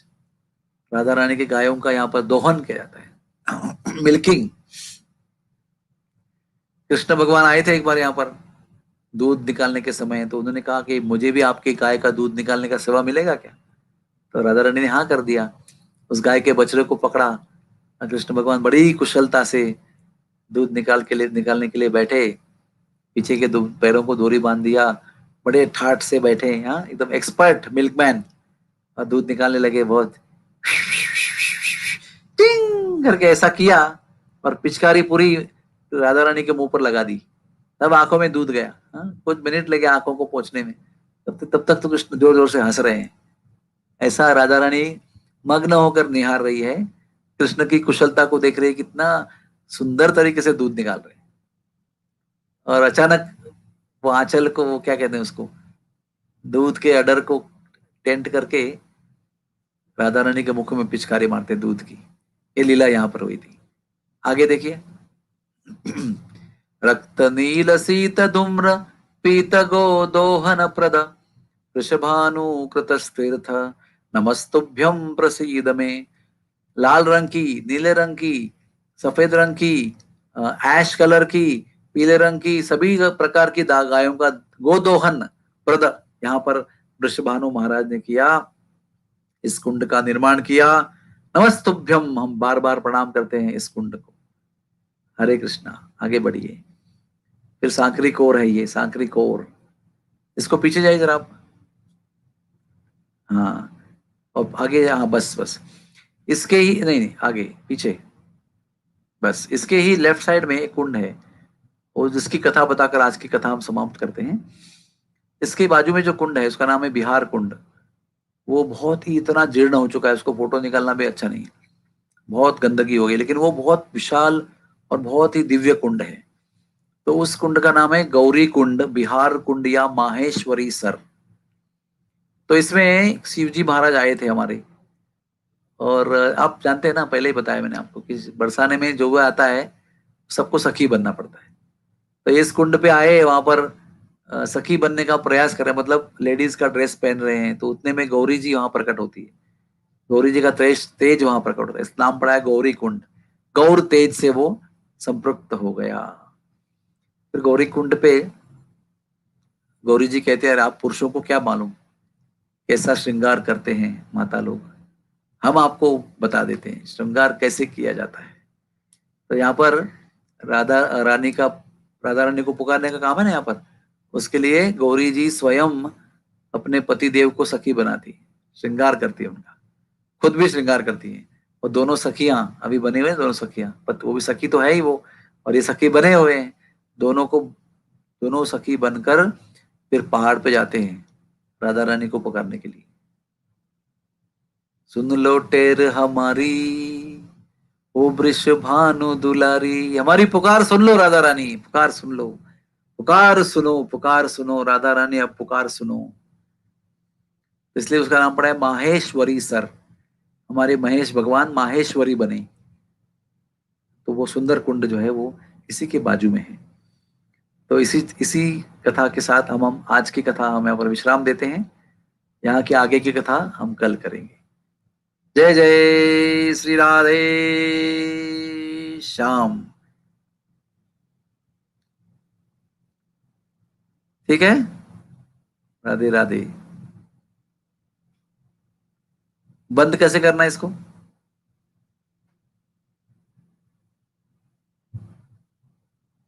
हरे कृष्णा कृष्ण कृष्ण हरे हरे, हरे राम राम राम हरे हरे।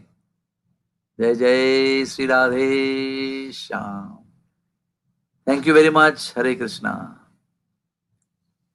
आपसे विदा।